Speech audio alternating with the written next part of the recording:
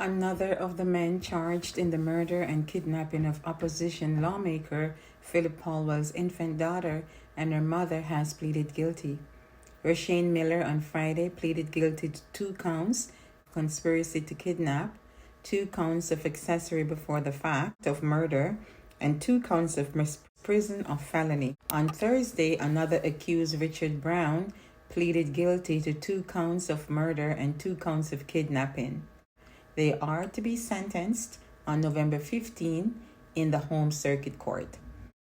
It's unfolding. All of this is unfolding. So the best thing to do is to just wait until they've released the information. What I really want to know is the chronological order of how things went. She did a very smart thing. She told people who she was meeting and all the details. No guessing and spelling. She knew who she was meeting, the time, and everything was hammered out. Everything was planned. This lady knew who she was going to be talking to. She told her mom that she's only going to talk. So she thinks that the SUV will be coming by and she'll just take baby Sarayah outside and they'll be having this conversation and then she'll be coming back into her home. She wasn't dressed to go anywhere. She had casual clothes on and the baby had a onesie on. So, I guess they were having a conversation on Facebook and she thought she would be continuing the conversation, whatever they started on Facebook, right? I heard someone said yesterday, every day you get up and you go on the street, you do not know what is going to happen, right? So you have to have your guard up at all times. You have to be smart about things and you can't take anything for granted, right? It's better to be safe than sorry. Safety is a major priority, right? It is so important to keep safe, especially for women and children.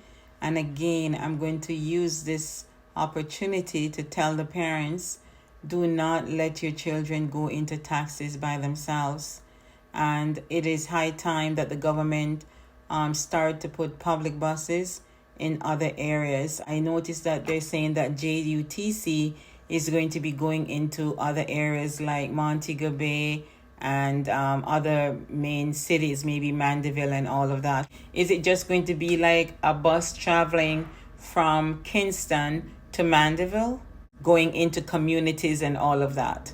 I'm thinking it's just the buses traveling down to those areas and letting people off at main taxi stands or main bus stops. They need to keep the children safe. I think buses are safer than taxis. What happens when a young child goes into a taxi and the driver and just the child is in the taxi? Think about these things, right? And it's high time that the government step up and do something about the school buses in major areas, and then it can be filtered out to smaller towns, right? So the first thing is always plan your route before you leave home. And of course, let others know where you'll be going. Take a picture of the taxi and the license plate and send it to someone. I think it's a good idea too to let them know that you are sending this picture somewhere. Safer that way because the car has been photographed.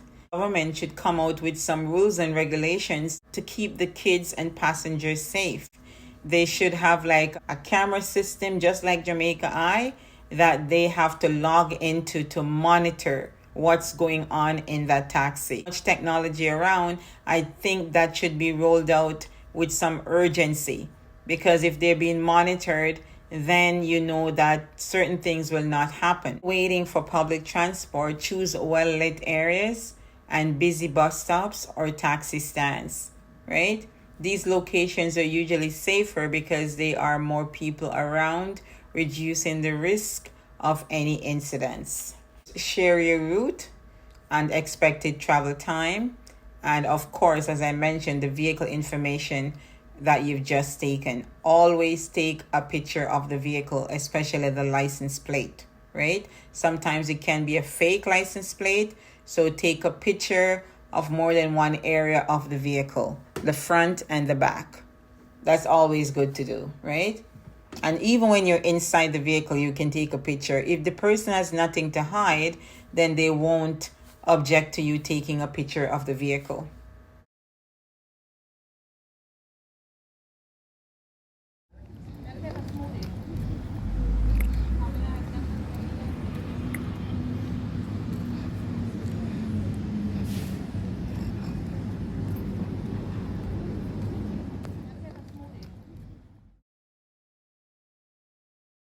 also want to make the government accountable to the people of Jamaica in the parliament. That is why I brought the impeachment bill to parliament. So then, when a politician violates the sacred trust of the people, he or she will be held accountable. We want to deepen the democracy. We want to make the elected people more accountable to those they represent. We must introduce a recall mechanism for non-performing elected representatives, as other parties and countries have done around the world. Suggests that we are short of about 150,000 housing units. And it's not just to produce them, it is to produce the houses at a price point that people can afford. Even with the NHD, since its inception, the NHD has not built 150,000 houses since its inception. In fact, the NHD is probably just now passing 100,000 housing units. Now, we want to expand housing rapidly. There are those who believe that you can solve the informal settlement problem simply by a land distribute strategy. But the problem for us at this time is that the informal and irregular settlements exist. So they are already on the lands. But the way in which they have settled the lands, it has limited scope for improving the condition. So yes, there are some informal settlements that you can upgrade and regularize. But there are some which you will have to figure out how you may have to relocate, totally rebuild, and that is where you have the real challenge now. How do you do this? We have been studying the problem. In one iteration of the Ministry of Housing, we had set up under Minister Pernell Charles Jr., an actual Ministry for Urban Renewal. Significant policy work has been done in that regard.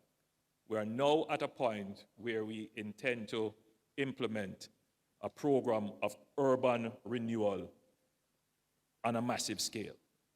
We have done a test run in my constituency where we are seeking to build units within 6 months that we can essentially hand over fully subsidized units to those persons who were living in an informal situation, regularize them, and set them on their way towards their prosperity. The program is going well. It's a little bit expensive, so we have to look at cost to see how we can reduce the cost. But what we found was the biggest obstacle to any urban renewal program is how to build the confidence of the people who currently live in the circumstances to say, okay, I will give up what I have for better to come. Especially in a low trust environment where they don't believe that government is going to deliver on what they commit to. So for the strategy to work, government has to use what is called a demonstration effect. We have to do a few of them, start very small so we can manage and control it, do a few of them around so that people who live under these circumstances can see that the program is working, the commitment is there. If I give up the piece of land that I'm occupying without any title or without any approval, but my house is there, and allow the government to rebuild the structure, put it in an orderly way and improve the community, that you will actually get it. Right? So the trust is the critical thing. And that is why we have started with a small project to demonstrate it. We're going to move it around the country so that people can actually see it happen, and then we scale it up. Just as how we have done the new social housing program, where we started it small, proved the concept, and now we are scaling up the social housing program. So I want to give hope to those persons who live in these unplanned, informal communities, especially those that are in the worst form, where crime is rampant, where the housing stock is totally dilapidated, that the government is not ignorant to your condition. The government cares about your condition, and we will intervene and improve your condition.